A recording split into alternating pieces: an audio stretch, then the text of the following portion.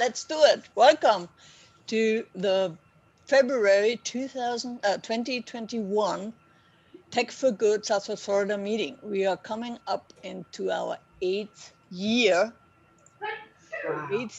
of our club, our non-profit technology club here locally. And we went national in March 2020 when everybody needed to hunker down.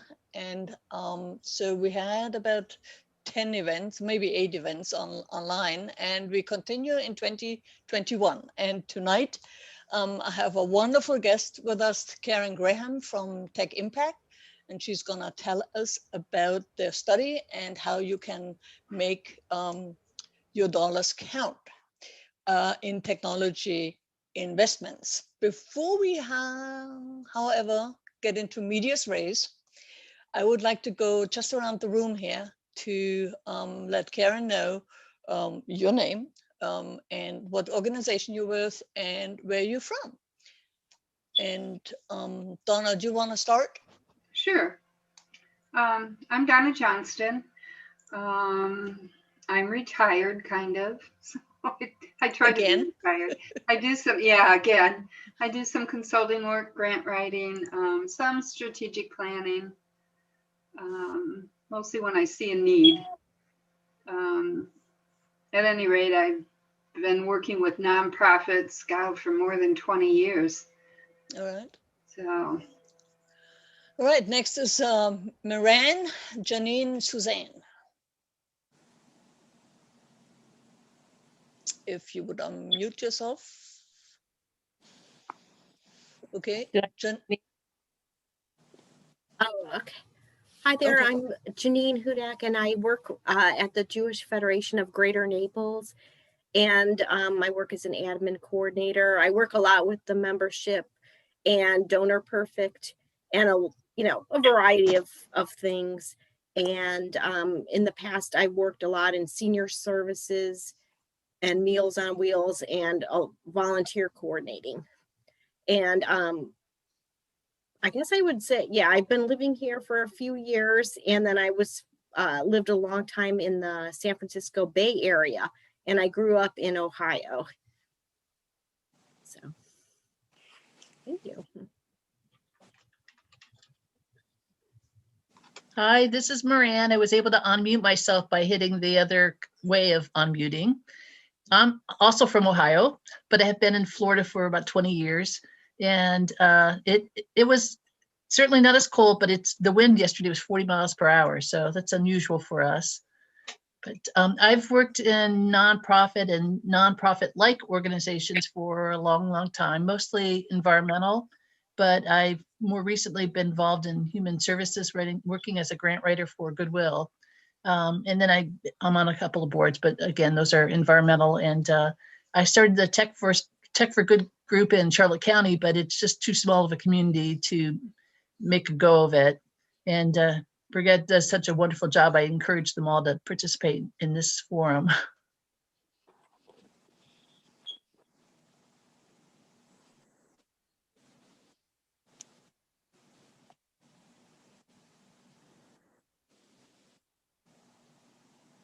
Suzanne, you're up.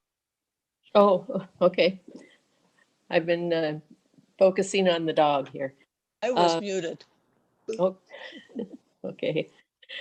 Suzanne Fundingsland. I work for the University of Florida here in Collier County at the Extension Office. And I am retiring the end of September. So, already things have kind of clicked. So I'm not sure what I'm doing or when I'm doing it. I have a different job right now, and some things are not clear, but I'll always need funds. Yeah, but September is going to come up fast. Right? Oh, I know. Yeah. I'm retiring, but that doesn't mean I'm not going to do something. Right. Yeah. Okay. Anne, then Will, and then Mark. Okay, hi. I'm Ann Katzeff. I have my own business, Ask Design. I'm a web designer and front-end developer, and a lot of my clients are nonprofits. So when I was living in Naples, I met Birgit, and that's how I heard about the Tech4Good group, and still want to be a steady participant. So even though I've moved back to Boston, I miss you guys, so I want to keep in touch. Oh, we miss you too. Oh, yeah, we miss a lot of people, don't we? It's like the COVID missing thing. I sometimes the topics here are somewhat relevant to what my clients need, but most of the time I have takeaways that I can provide to my clients. So I always learn something new, and that's why I just keep coming. Yeah. It's always something. Love to have you. Will Colon. I am retired from my career in telecommunications, and I volunteer. I volunteer at a Sarasota organization called Unidos now, focused on education and the Latino community. Most of my work centers on everything I do for them is about technology. I'm the only technologist supporting the organization. And Birgit, we talked a long time ago regarding CVCRM, and we've been pretty successful using it. Excellent, excellent. Yeah, I remember. Yeah. Oh, and Mark just disappeared on us. Okay, Wendy and then Ivan. Unmute. I'm Wendy Rydell. I've been in Naples for a little over 15 years, having visited for 10 years before that. I worked for just over 30 years for the federal government in Washington and moved here when I retired. I am with the League of Women Voters of Collier County. I've been their email manager and calendar manager for probably something over 10 years. And this past year, we made a major move. We changed from a WordPress-based website to Club Express. And the impetus for it was a serious need to upgrade our member management component. And we went back and forth internally as to whether or not we should find a better plugin for WordPress, or whether we should go to a platform that, basically built the website on top of the other functionality. And that was the route we took. We had a wonderful team of 5 people with different technical capabilities and different backgrounds within the league that made it all come together within about 3 months from start to finish to go live. Got our renewal process, which has always been a big headache. It went so smoothly this year, much easier for the membership people and the treasurer than it ever has been in the past. So we're deeming phase 1 a success. Good. And now it's a question of getting our members to take advantage of all the features that the system has. Well, thank you, Wendy. Ivan? You need to unmute yourself. I know that. But that's the words of 2020. You're muted. Thank you. Sorry, I connected a little bit late, so I'm assuming the question is introduce yourself and why are you? Name and organization and where you're from. So I am based in Calgary, Alberta, in Canada, and I actually connected to this group because I follow Birgit in relation to her many how-tos. How do you help organizations to do things more easily with free tools, Google for Teams or anything like that. And I think this is probably one of the highlights of 2020, 2021 that COVID has accidentally brought us, is that now groups are actually much broader. I'm connected to a SharePoint group in Chicago, and it's been fantastic. The reason why connecting to technology is because I'm an accidental IT person.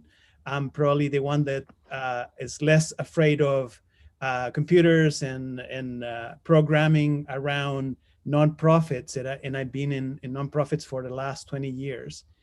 And my interest is on using technology tools to help these organizations that, as some of you have alluded to, they're always short of money, always short of people, always have too many deadlines and too many projects that are running at the same time. And how do we use technology not to scare people, or not to scare our staff away, but to say, this is not about the technology, this is about giving you more time to do what you're good at. Awesome. Yeah. So Karen, I lied. We are not national. We're actually international, right? Yeah. So my name is Birgit Pauli-Haack. Tonight I'm your host. I'm a co-organizer here at Tech4Good Southwest Florida, together with Donna and Mark, who disappeared on us. But he will come back, I'm pretty sure. And as a day job, I run a web development company and technology consulting company called Pauli-Systems. And we have been, and that seems to be the overall urge of this meeting, for over 20 years in Naples. We started in 2002, well, almost 20 years. But I have been on the web for, ever. And I still find it fascinating. Sometimes I'm bored, but yeah, that's just about the trolls and who can't behave themselves just because they're on the internet. But we are not here to talk about me. Let's talk about my book. Oh no, sorry. No, we're here. I want to introduce you Karen Graham. She's the Managing Director of Education and Outreach at TechImpact, a nonprofit that connects technology with social change and the home of Idealware. I think 2 years ago, Idealware was a separate organization, and they merged with TechImpact. And Karen Graham leads a team of researchers, trainers, and writers who create technology resources such as the ROI in nonprofit technology decisions.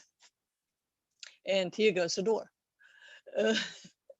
So the publication ROI in nonprofit technology decisions is pretty much the topic today, and all designed to help nonprofits and philanthropic leaders put their vision into action. So I'll give you Karen Graham and make your tech dollars count. Okay. Yay. Thank you for the introduction. And as promised, my dog tried to get in on the action as well, and he has now been banned from the room. So we'll see if he scratches at the door again and wants to join us. Let me share my screen with you, because I have some slides to illustrate what I'll be talking about here. And I'll also just say, for those of you who didn't hear this from when we were sort of hanging out before everybody had joined, I'm based in Minneapolis, Minnesota, where it is very cold. We're heading into some below zero weather, Fahrenheit. And so it's nice to have a warm heart being with all of you tonight. How's that for a little schmaltzy comment? Excellent, excellent. Yeah. Yeah, I'm always glad to get a chance to talk with tech clubs and with other kindred spirits who I think, like Ivan said, we're all just trying to do our best to connect nonprofits with technology that can help them do their work better and help them serve people better. Yeah. So that is what motivates me. Yeah. Well, I'm so glad we have you, and I just wanted to have one word on about if you have questions during the talk of so Karen will talk maybe 15 minutes, 20 minutes, 25. And during that time, we keep questions in the chat bubble. Yeah, just kind of write them down, and when Karen is done with her talk, we do the question and answers and discussions about things, and then get your answer. But that would be, so if you want to mute yourself before Karen starts out, that will be great. All right, it's up to you now. All right, and I'll also invite you to interrupt me if you see questions coming in the chat. I can't very easily see that at the same time that I'm running the slides and everything. So, feel free to just jump in and say, Karen, there's a question. You should pause and answer right now. And I'll do that. Be happy to. Yeah. Great. Okay. Well, so yeah, let's get into this. You've already heard about me a little bit, so I'll skip over that. And Brigitte did a job of introducing my organization, TechImpact, as well. So our mission is really about connecting nonprofits with technology. My part of the organization is education and outreach for nonprofits. And so we're really looking to connect nonprofits with knowledge resources that they need to make good decisions about technology and get the best return on their technology investments. But we also have part of the organization that helps young people connect with technology careers. And we train them and give them credentials like the CompTIA certification that helps them to get into typically a much higher paying job than they were when they started the free program, and really changes their career trajectory and their wealth for their whole life.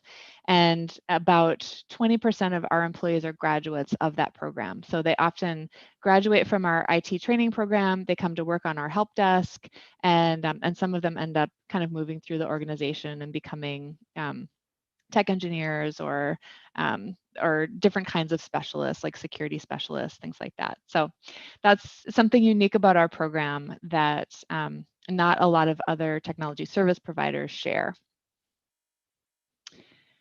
So I'm here to talk about some research we did, though, and this was conducted over about the last half of 2020. Our research questions were about how nonprofits make technology decisions, who's involved, what do they consider in those decisions. We also wanted to look at return on investment and see if we could find evidence of actual return on investment on nonprofit tech projects, which turned out to be kind of a difficult thing to do because of the current level of sophistication of the sector. We wanted to ask questions about whether people measure return on investment both before making a purchase and after making a purchase. And again, like evidence that tech investments are helping or maybe not. So we surveyed over 1,000 nonprofits with the help of some partners. We worked with some data scientists to analyze the responses and with sector experts to put them into context. And we're also hoping that we can repeat the survey and measure progress over time. And we would hope that with our work and a lot of other progress that's going on in the sector, that the nonprofits that we're surveying would actually improve on this a little bit over time. But that remains to be seen. So let me share a few of the key findings from this. And by the way, I will be sharing where to get the report, which is a free download from our website in a little bit. But I'll just set the stage for our discussion now by sharing a few of the key findings from that report. And the first one was about sort of how people were thinking about different dimensions of return on investment. Most organizations in the survey were considering organizational and operational benefits. So, you can see that at the bottom here. I don't know if my pointer shows up on your screen, but the bottom bar shows that, a lot of organizations weighed that pretty heavily. And they also, the next most important aspect to them was financial benefits. That's also fairly strong. But then when it started to get into social benefits, like social impact of technology investments, then that wasn't quite as strong. That was the lowest one, aside from this other category, which we're not exactly sure what all that comprises. Now, the financial benefits were actually the second one, but they're not as strong as we expected, because in this study, there were a large number of executive directors who answered. And I don't know if you agree with me on this, but my hunch would be that executive directors are probably pretty tuned in to financial benefits. That's one of their major responsibilities in their organization, is making sure the organization is financially sound and they're making smart financial decisions. And so we actually would have expected these numbers to be a little bit higher than they were. And only about half of the organizations gave weight to these social benefits. So that raises a question for us, right? And maybe we can talk about this when we get to the discussion. Is it because they don't see the ways that their use of technology can benefit their clients or benefit society? Or, is it something else? Do they see that connection, but then they just don't think that's as important as the benefits, like the operational benefits to the organization? So I think it raises a lot of questions about the way technology is viewed by the sector, and I'm hoping that we can maybe unpack that together a little bit. We can only speculate about what the answer is right now, because we didn't ask people as many questions about that. We did also ask about return on investment for a bunch of different kinds of technology. And then we worked with some data scientists to create a weighted average of how organizations were perceiving return on investment for technology overall on a 1 to 4 scale. So that's what you see here. And this is broken down by size of organization. And you'll notice, like, this is almost a straight line across all the different sizes of organizations, right? It was pretty consistent at this medium, like 3 out of 4 level, regardless of size. And so our conclusion from that was that the size probably isn't the key to maximizing return on investment, in spite of what some people think. Like, some people might just think, oh, if you're a bigger organization, you're probably have more capability to get better return on investment, right? But what we discovered here, or what we speculate here, is that it has more to do with organizational practices and culture. That's what can unlock ROI, rather than just having a bigger budget. And I think that's good news for small organizations. And then I told you we asked about return on investment for all these different categories of technology. It's not a comprehensive list, but these are some of the ones that we were most interested in looking at. And so you might notice here, like, I know there were a few people who work on websites, like Wendy, and who was the other person? Oh, it was Anne. So websites were perceived as having the strongest return on investment overall. So that might be of interest to you out of these categories. And then project management software, fairly low, okay. And then data integration, that was something that I wanted to dig in a little bit more. Like, why is it that that people are perceiving lower return on investment on data integration? Again, is it because it really isn't giving them a very good value for their dollar? Or is it because they're not doing a good job of it? So, they invest in data integration, but they don't have all of the culture and the practices around it that help them really get the full value. It might be like, when I buy a treadmill and then I let it sit in my basement collecting dust. So maybe that's what explains why people are perceiving a low value from data integration. It is a hard thing to do.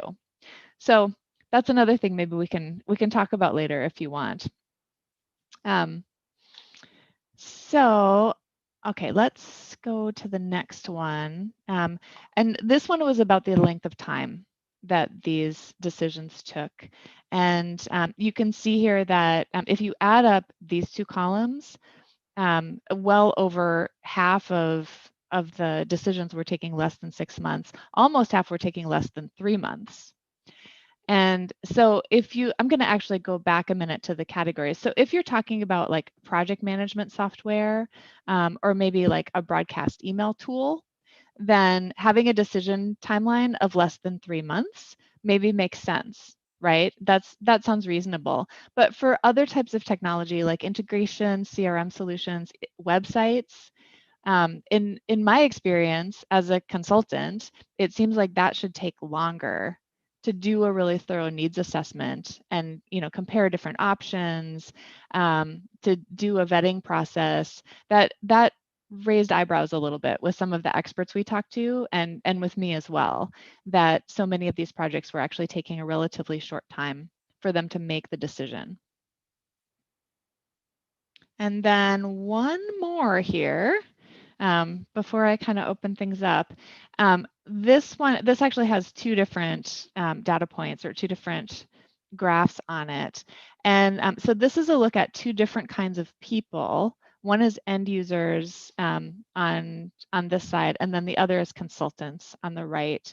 And so it's looking at their roles in the investment decisions. And I think this is kind of like a, is it good news or bad news sort of thing. You can see that a lot of people, about 70% in all, were saying that end users were very or extremely influential in the decision. So that sounds great, but it's still maybe not as high as we would like to see. I mean, what about this other 30% where they're not really having a strong influence? And then the other thing that I question there is there some inherent bias in asking the person who ran the project if they included the right people and if they took end user concerns into account, right? Because like the people who are answering the survey are people who were in charge of the project. So they might have a tendency to overestimate how well they did on including their end users. So I'm a little skeptical about these numbers. And I think if we did this again in the future, I'd like to see that number kind of creeping up. There's also a fair number of people who said that consultants were influential. They're over on this right end of the chart, but there were still over a third here who did not get any advice from a consultant on their technology decisions. Now, I know some of you are technology consultants, and so maybe you're thinking like, whoa. And to be transparent, my organization also provides some consulting services and IT outsourcing. And so that let's acknowledge that might bias us toward thinking consultants are more valuable than other people might perceive that they are.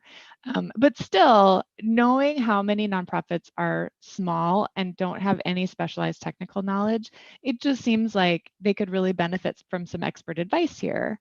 And that's advice that, according to the survey results, they are not getting. So that was something that kind of gave me pause a little bit as well.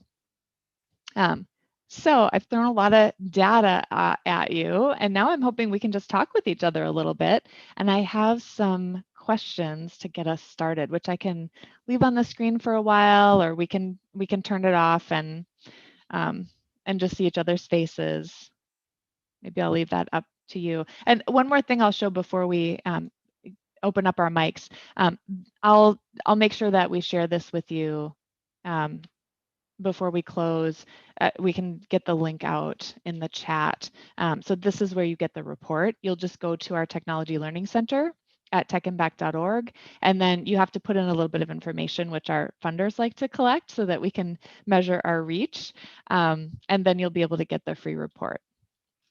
I also would recommend maybe against printing it. It's pretty long. All right, so back to the questions. How shall we proceed here? Well, thank you. Well, they had two people had comments in the chat. One was Anne, and she said, yeah, that was my inclination too. Organizations don't equate social benefits with ROI. And then Wendy also said, maybe we can expand a little bit on the data integration, kind of what we were thinking. So those were the two comments that were in the chat, and I just shared the link to the report in the chat window as well. Oh, thank you for doing that. Yeah, you're welcome. Yeah, maybe I like those questions there. What surprised you? And maybe we can go around the room if there are any surprises in the report or in the data that Karen shared. Anybody has an opinion right now? wants to talk, and just unmute yourself and sorry, I'm going to jump in because unfortunately I have to leave, but thanks, Karen, and thanks, Birgit. I would say that the part that it's not a surprise is the lack of consultation with technical expertise. And also this idea that organizations don't equate operational efficiency with higher mandate impact. And I think I'm going to borrow from my own experience. I think it's a mentality of scarcity.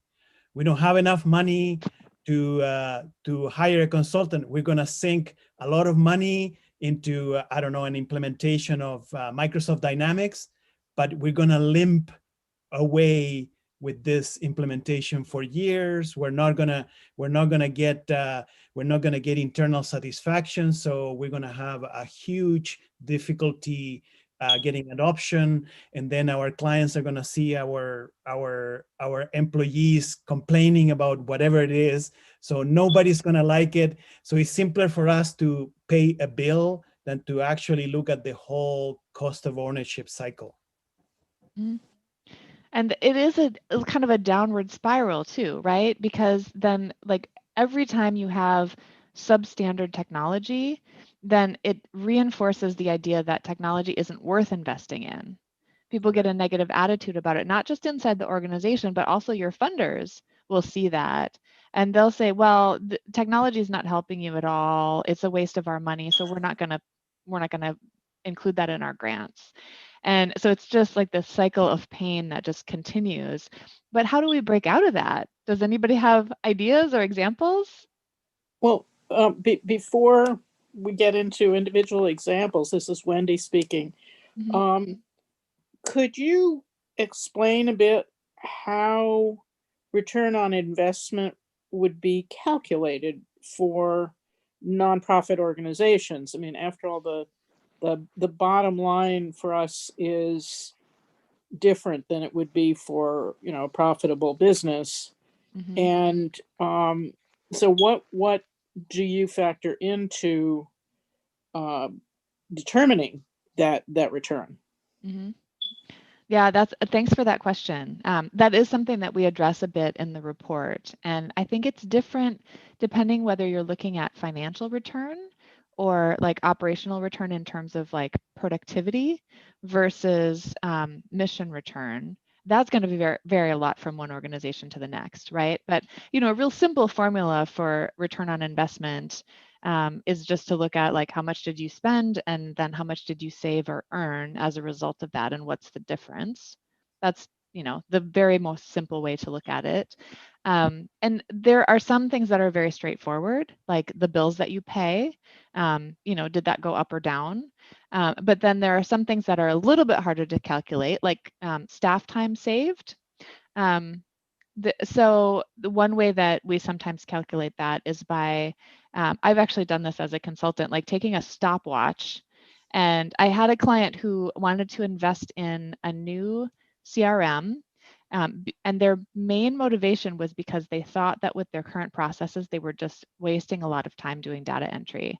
And with the new CRM, they'd be able to automate some things that would save them staff time. And then staff time alone is not like, saving staff time is not valuable unless it can be used for something different. But they thought, okay, we'll be able to use this staff time to have more interaction with our clients, and that will be of value to our organization. So got out the stopwatch, timed their data entry process. That was the big source of their problem.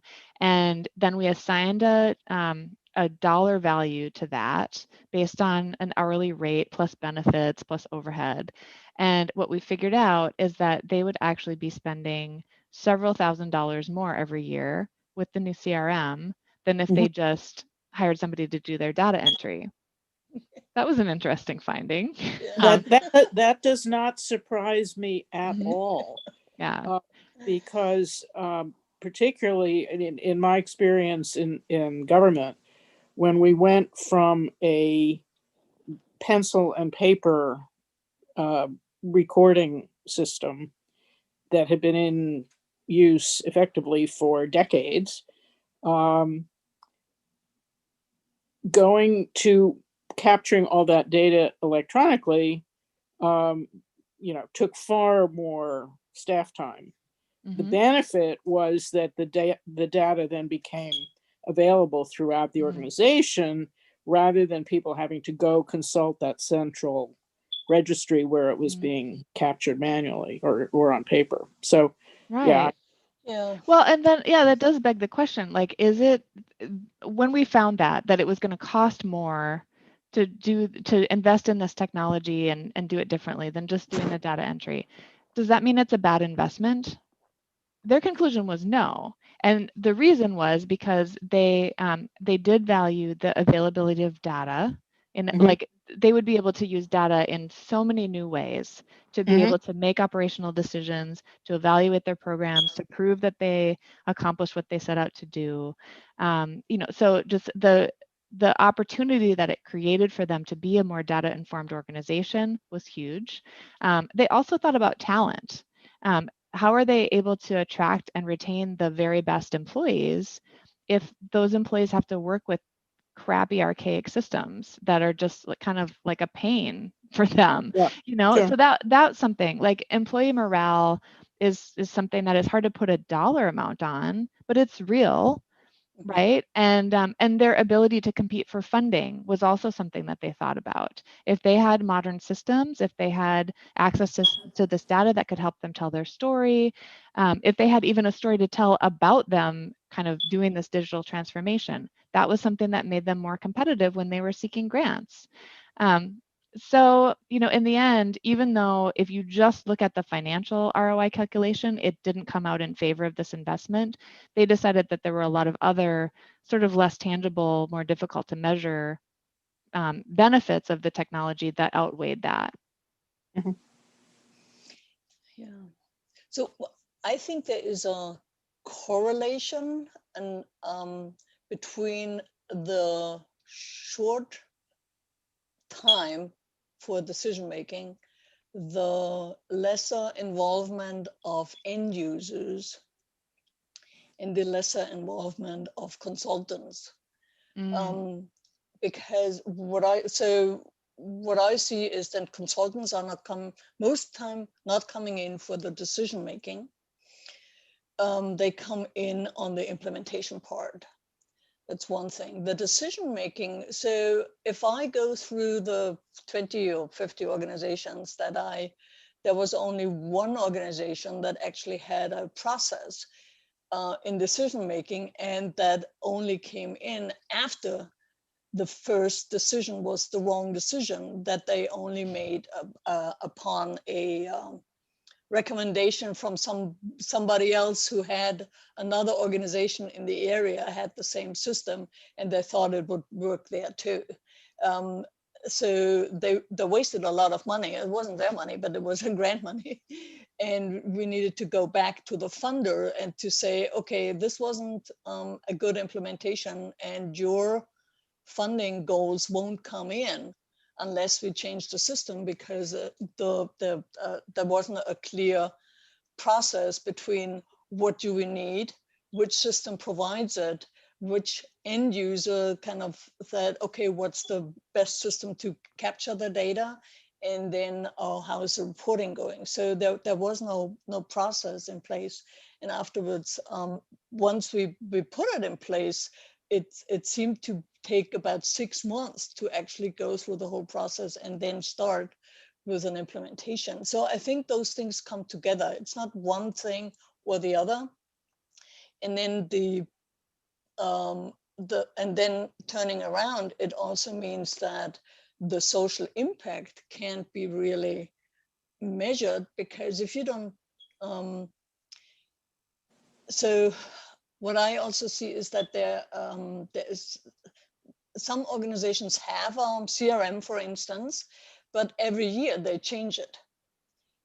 Yeah, being okay, we never got and then they never get the consistent data comparison, because every CRM kind of calculates things a little bit differently, or the data comes in differently, or the data quality is different.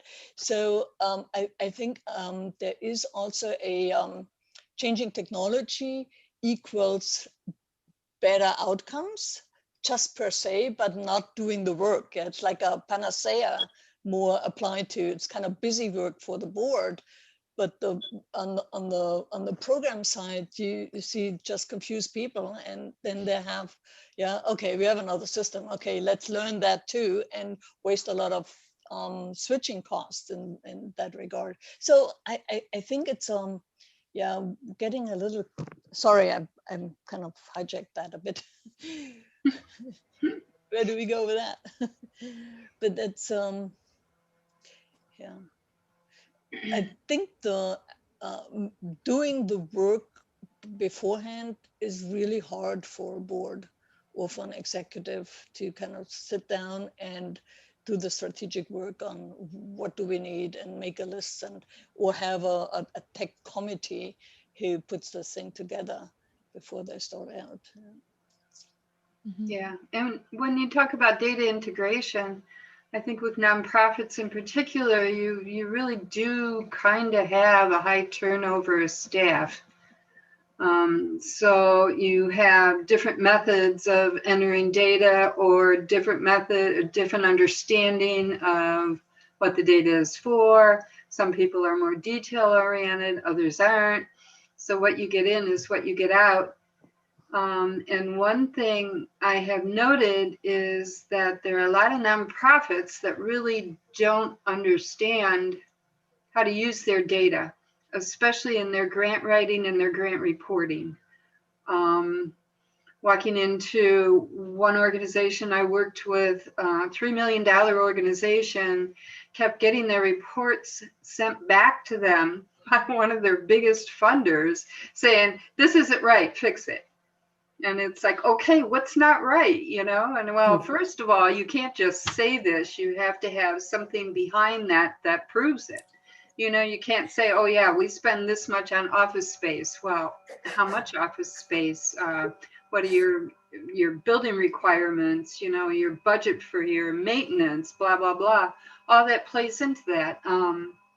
So I think a lot of nonprofits don't understand their data to begin with.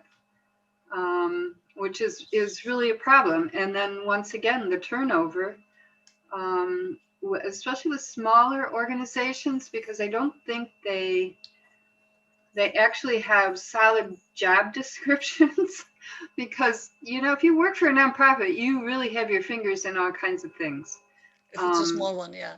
Yeah, so, especially a small one. yeah. You have a lot of things that come across your desk that maybe you have no idea what to do with, but you're told to do something with it.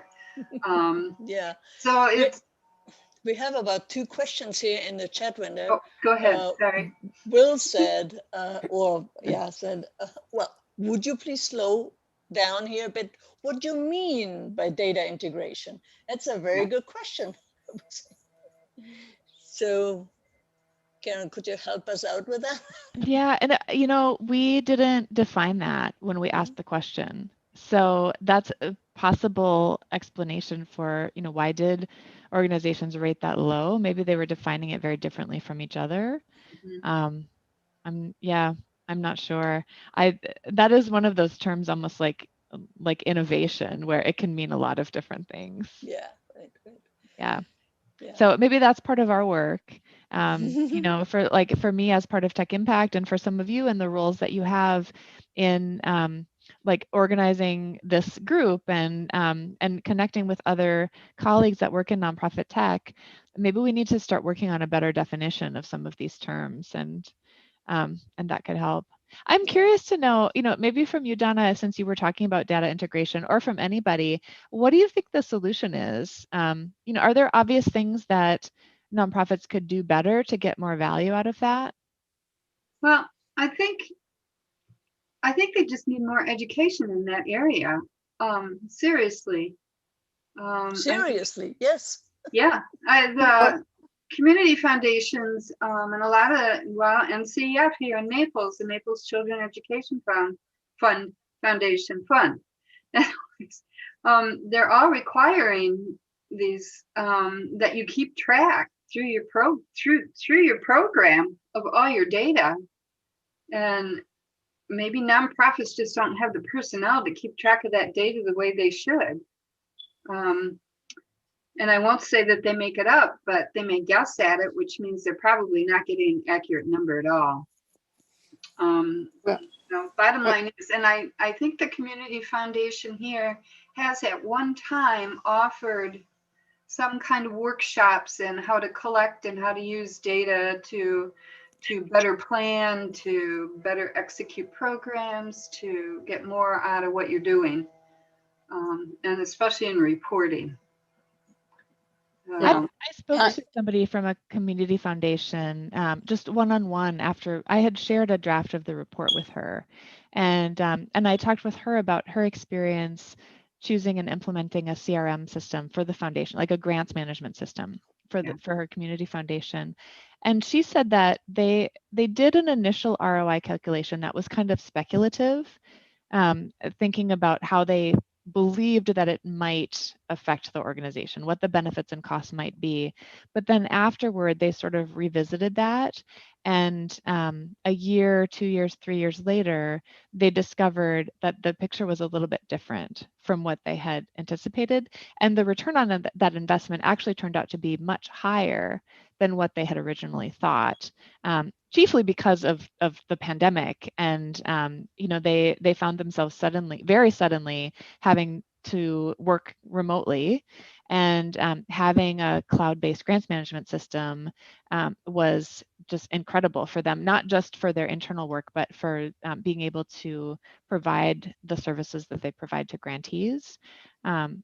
She said that they just would not have been able to continue operating without a major disruption if they hadn't had that. So I thought that was an interesting example of kind of doing the ROI evaluation after the fact and looking back with a different set of knowledge than you had prior to the investment. So we had two hands up. One was from Janine. She said, or wrote in the chat window, I think if end users are included or surveyed more, there might be a better user adoption. They have more buy-in and ownership. Do you agree? I agree. I mean, I'm really big on like user adoption and including people in the process. Just like the saying is in community organizing, nothing about us without us. Mm-hmm. I think that applies very well to technology as well. Yeah, absolutely. Yeah, and then Wendy raised her hand. Yeah, I mean, data integration was one of the prime objectives of our project last year, because up to our switching systems, it was an endless headache to make sure that we had integration between the website and Constant Contact, which we were using for email. That got broken along the way. So, it meant nothing was automatic other than notices to the relevant people saying, okay, you have a new member, and 2 or 3 of us had to do separate manual operations to enter that data. One of the reasons we ultimately chose Club Express is that they've made a real push to develop a relationship with the League of Women Voters. And what they're working on now is that when somebody joins, we shouldn't have to, the behind the scenes folks shouldn't have to do anything. When somebody joins, that information now informs the emailing, the event registration, all of that. But in addition, hopefully within the year, it will send that information, that membership information, up the chain to the national organization.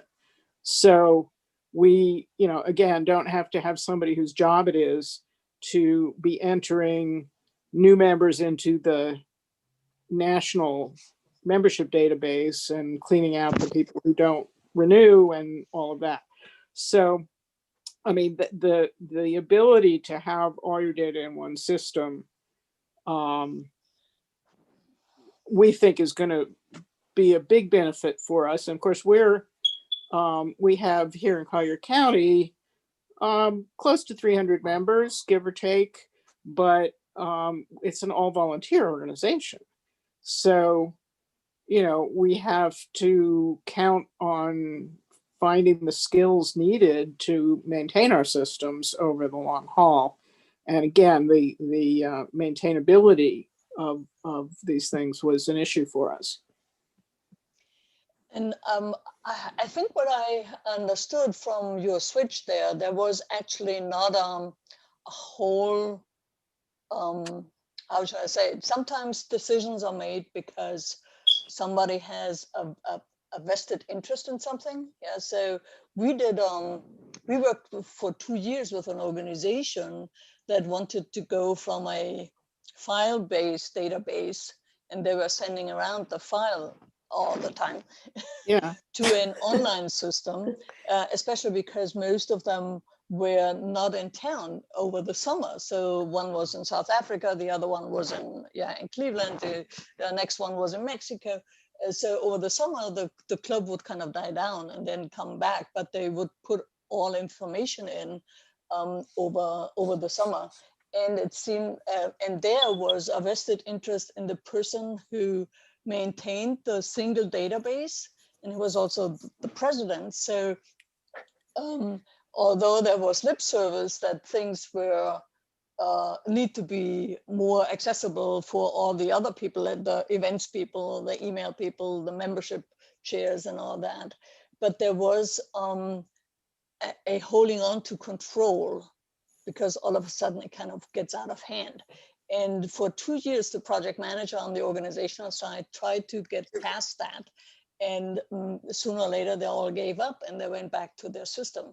I think those are, although it would have been to get the events in one system, get the email and the membership all in one system, it was not well enough organized or bought in from the team members or from the head of those departments to say, okay, I do what I did the last 15 years and I'm not going to change it. I'm too old for that kind of thing. Yeah, no, well, in our case, the drivers initially were the membership manager and the treasurer, who, you know, were constantly having to engage with each other as members joined, and the renewal process was a nightmare every year. And for myself, as I said when we were doing our introductions, I had been the primary email coordinator for many years, and also off and on had responsibility for keeping the calendar up to date on the website, but that didn't integrate well at all with the event management in Constant Contact, which I was also responsible for. So, so with the three of us, well, the three of us were on the team, plus 2 additional members, one of whom essentially was our project leader, our project manager. She had extensive IT experience. Before I retired, I was a systems analyst. The treasurer and the membership manager, you know, they knew what needed to be done, but they were not necessarily tightly wedded to how they had done things in the past. And so it was, I mean, in some ways it was just a dream team, because we had the skills and the institutional knowledge to make the decisions we had to make. I mean, the biggest one, of course, was whether to stick with a traditional WordPress-based website with plugins, or to go with a system that really, under the hood, was primarily member management. And what we concluded, and I don't know, you know, what your reaction to this will be, but we concluded that our website is actually more for our members and our member management than it is for the general public. Now, that could be, you know, please don't repeat that because it sounds kind of controversial, but our educational role and our advocacy role, actually, the technologies we used for that are social media. We used Google Ads last year. I mean, we had our voter services people did a phenomenal job of promoting early voting and vote by mail and all the things that in Collier County, if you look at our stats for voter participation, they were always good and they got even better. So for our organization, I mean, if we try to measure, you know, our success last year, I think was pretty high, leaving aside a new management system. Yeah, so, well, thank you. It's a really good round. So she already left, but she left us a little note there, Moran Hilgendorf. One thing she's noticed is that many times information is required, but those requiring it don't provide the funds to do the work to provide the information. And she thanks you, Karen, for the information and conversation, and looking forward to review the report on TechImpact. So Great. I just wanted to leave that here because she didn't get a word in before she had to leave. I think she has a good point there. Yeah. You know, I mean, sometimes the data that's required as reporting for a grant requires you to hire almost a full-time person, you know? And yeah, that kind of brings me to, I guess, a final question I want to leave you with, because we're getting toward the end of our time, right? Yeah. So like when I am encountered with things like this, one of the ways I look at this is like, what, so what, and now what? And maybe you've heard this kind of mnemonic Say before. that again. What, so what, and now what? So, you know, I've presented you with some study findings. We've talked a little bit about, so what? Like, what does that mean? Why does that make a difference for us? But then the now what is what I want to leave you to think about.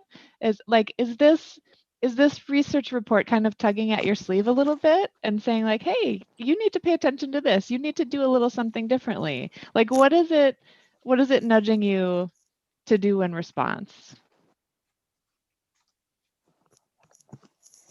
Well, can I interject something?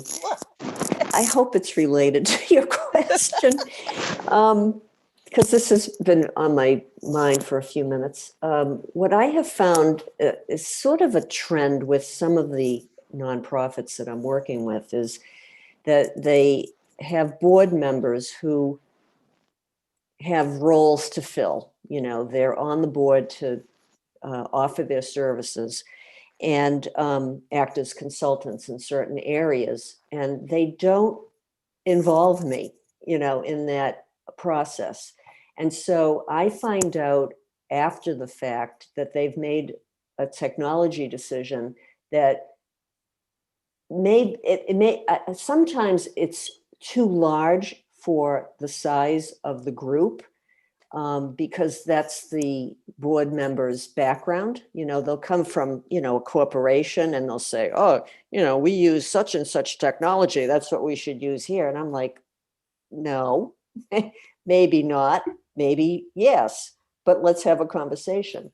So after I discovered this trend, this is a few years ago, I decided, you know what, I need to communicate with my clients in a way that is not as project oriented, because that's my tendency is, you know, they ask me to do XYZ and that's what I do along with other stuff. So I decided twice a year, I'm just going to have conversations with everybody who wants to have them with me. Not everyone took me up on it.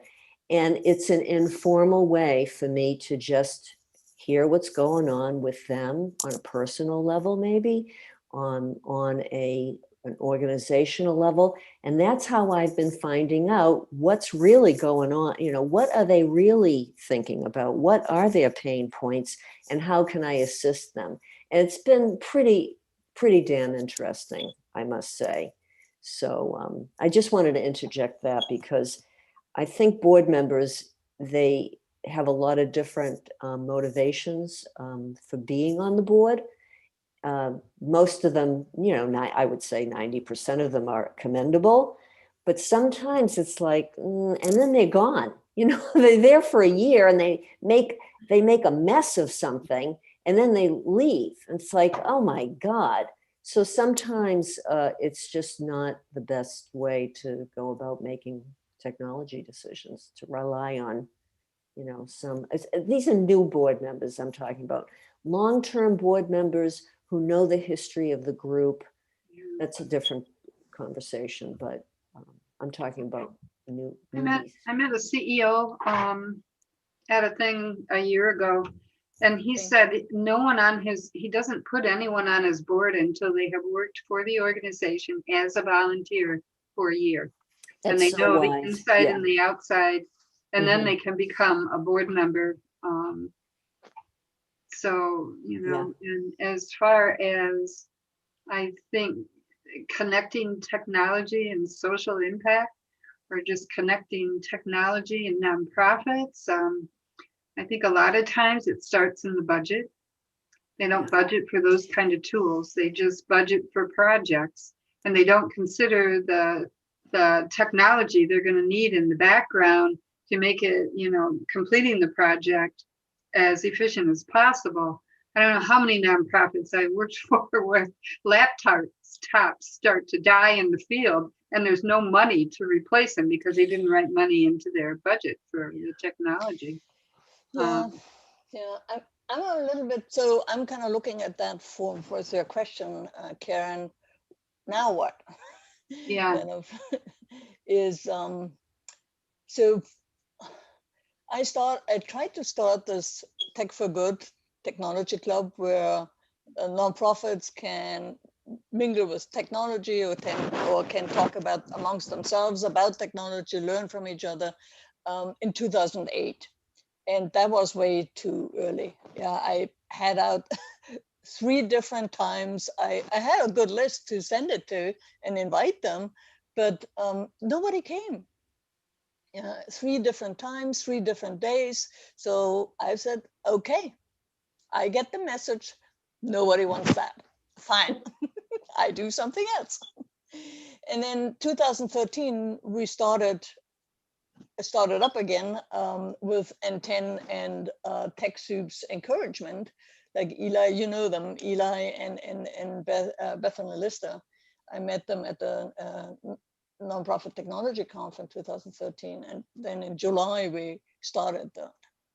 And I started very idealistic in terms of, okay, we need to talk about strategy, we need to talk about technology, being a strategic partner to an organization, and if there is a decision to be made, a strategic plan to be made, there also needs to be a technology plan, or at least have a technology person in the room. And that didn't go over well. Yeah, it was like technology decision was back then like an office supply store decision. Yeah, I go to the cupboard, get myself a CD, and then I have technology on my computer. And it's like buying a piano without the lessons, right? And that was very hard to kind of come by. But then, over the years it kind of changed, but it didn't change in that regard. There was still the strategic level was very, it's very, and I think we're getting there now, that every nonprofit organization, it needs to look at themselves as a technology organization.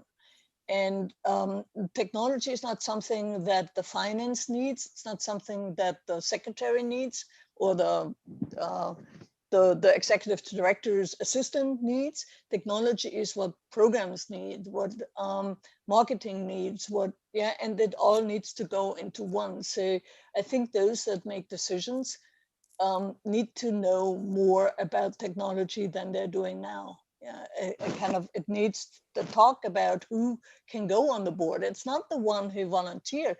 It certainly is the one who volunteers a year, but also needs technology background. Yeah, the skill set needs to be a little bit differently than it has been now, especially here in Southwest Florida, where executives come, retire here, and then need to kind of get on the go on the board, and then some of them do well and some of them don't. But I think, so that's kind of the arch that I have, kind of still pushing for this technology, the strategic approach to technology. I have not yet found a whole lot of people who go with me there to learn about it, but yeah, there is still hope in Naples.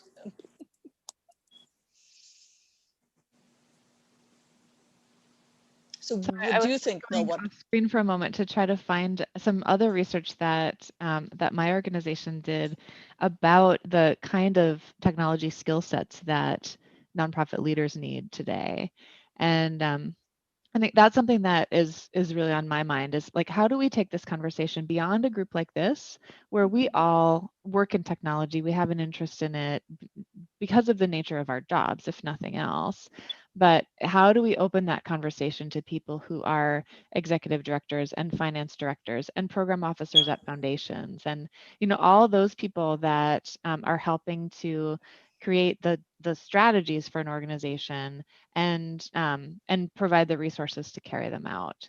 They need to have some technology competencies and a strategic vision for that as well.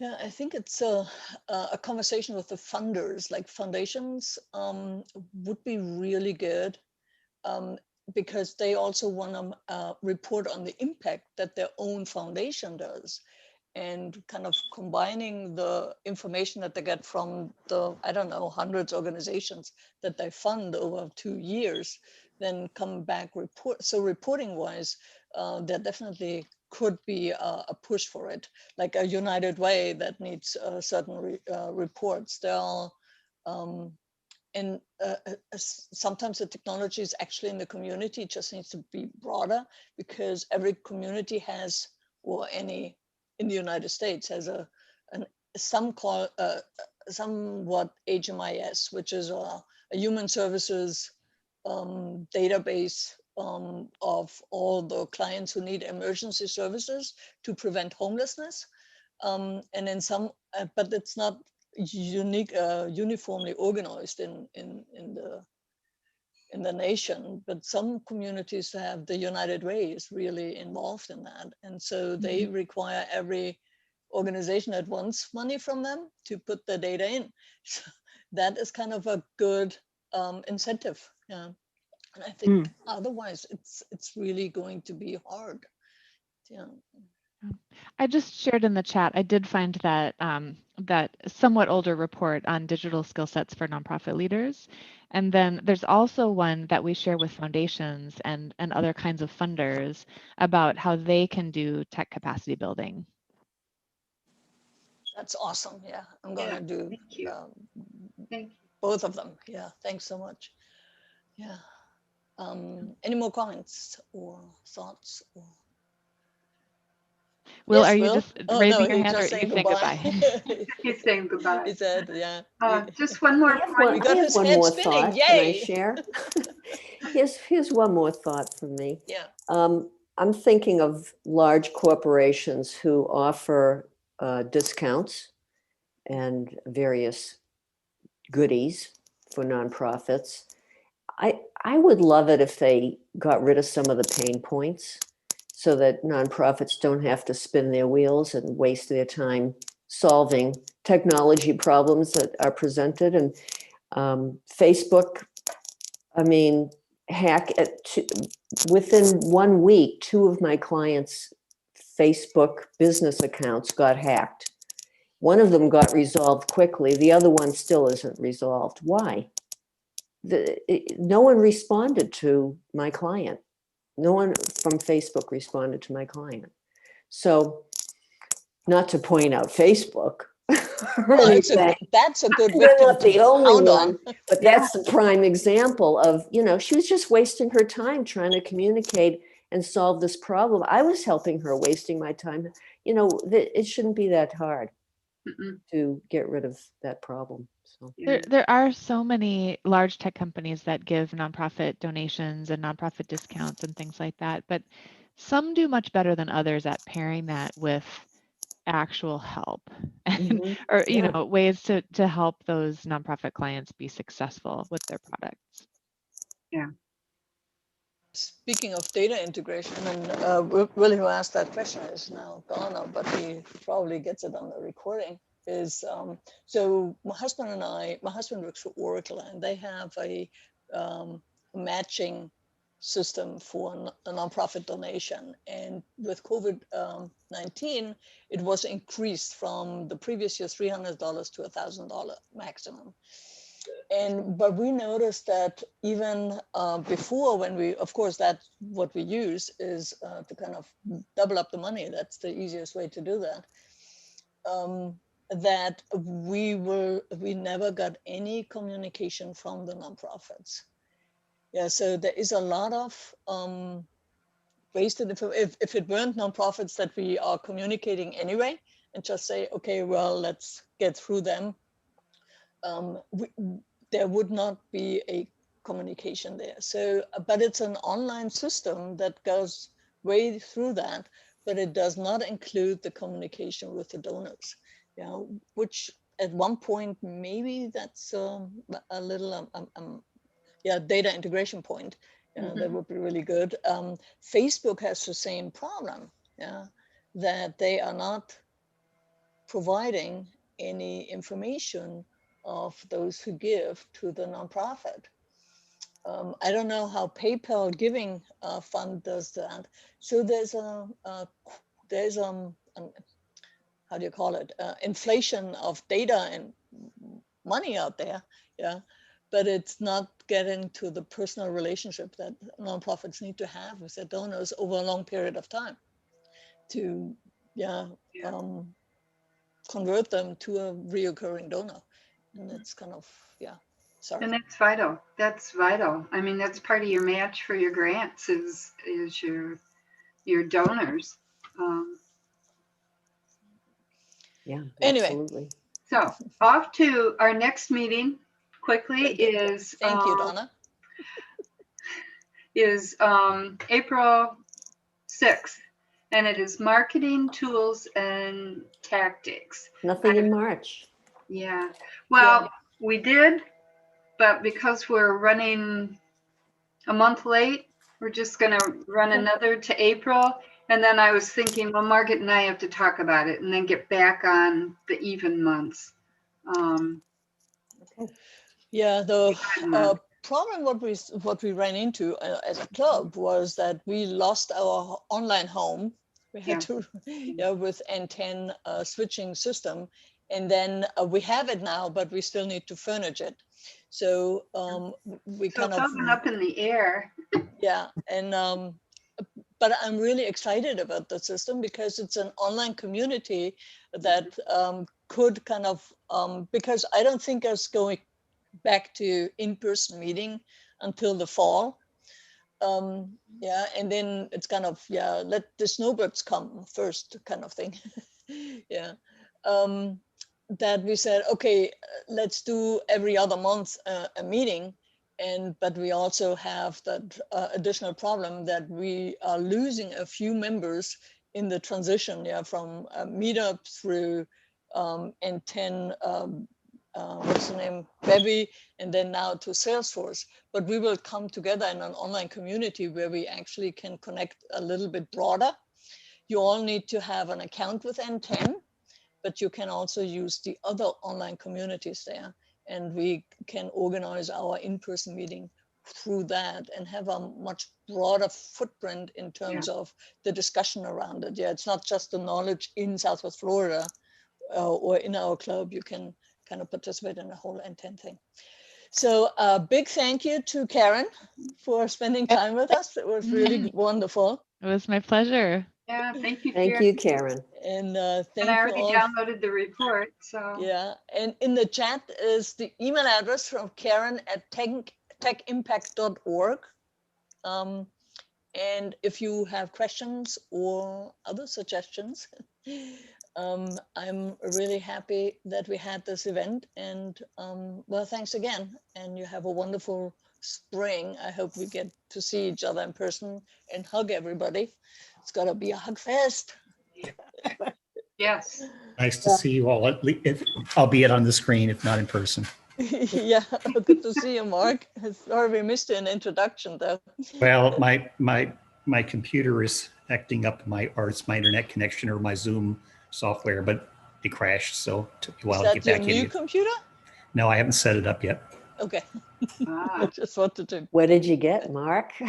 Another HP. HP. Okay. All right. Thank you all for coming. I wish you a wonderful February, Black History Month. Just gonna bye-bye. Bye-bye. Everyone. Bye-bye. Thanks.